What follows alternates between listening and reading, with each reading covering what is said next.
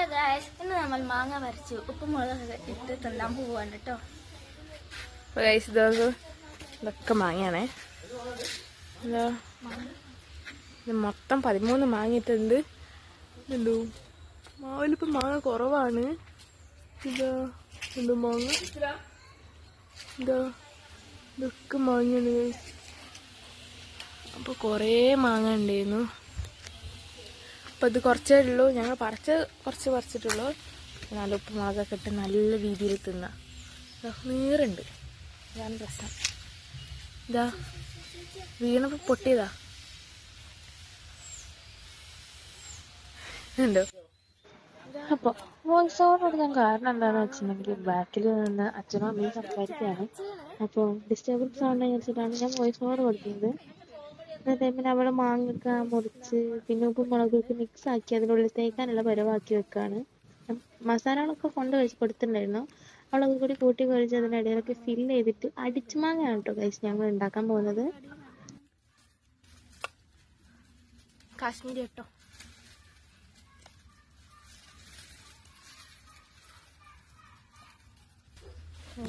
ഇതാ തേക്കുന്നുണ്ടോ ഉണ്ടോ ഇവിടെ ഇത്രയും തേച്ച് റെഡിയാക്കി. ഇനി ഇത് അടിച്ച് മുറിച്ച് കഴിഞ്ഞിട്ട് ഞങ്ങൾ കാണിച്ചേ. നമ്മളിതാ മാങ്ങയൊക്കെ സെറ്റാക്കിയിട്ടുണ്ട്. എന്തോ ഒരു കളർ കുറവല്ലേ. സോ ഗൈസ് അപ്പോൾ ഫസ്റ്റ് അനിയത്തി കഴിക്കും. കഴിച്ചു നോക്ക്. അവള് പല്ലിൽ ഇപ്പിട്ടാട്ടോ അതുകൊണ്ടൊക്കെ കഴിക്കാൻ കുറച്ച് ബുദ്ധിമുട്ടുണ്ട്.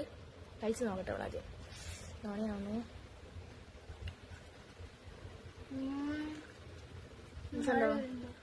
എനിക്ക് നന്നായിട്ട് വയ്യ.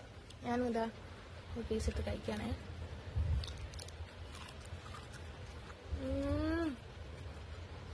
നല്ല ടേസ്റ്റ് ഉണ്ട്.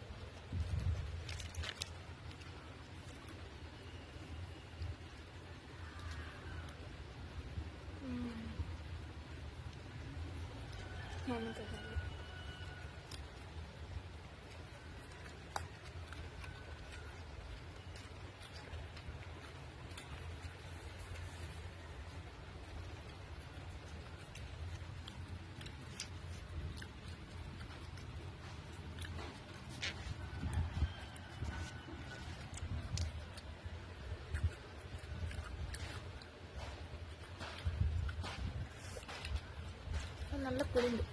ചനച്ച മാങ്ങ അങ്ങനെ നല്ല ടേസ്റ്റ് ഉണ്ട്.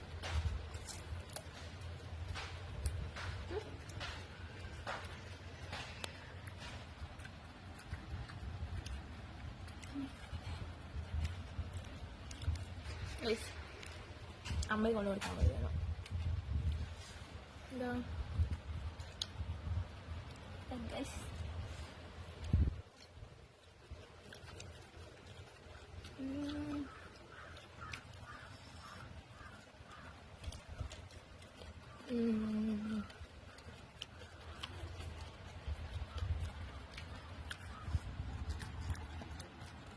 എൻ്റെ മുളക് മുളക് പൊടി പോരായിട്ട് പിന്നെ അത് അയച്ചിടുന്ന് ഒരുവിധം കഴിഞ്ഞിട്ടോ തിന്നിട്ട്.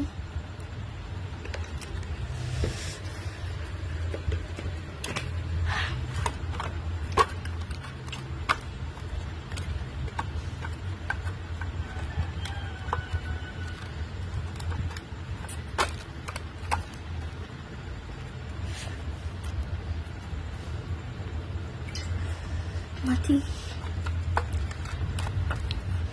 ഇതോടെ ഇനിയും വയ്ക്കാനുണ്ട് കേട്ടോ ഗൈസ്.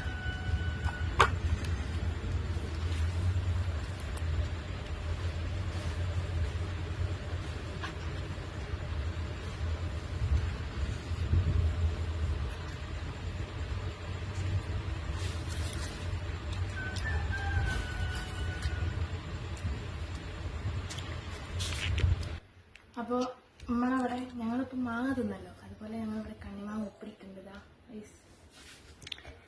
ഉപ്പ് മാങ്ങ ആയില്ല, എത്ര ദിവസമായി?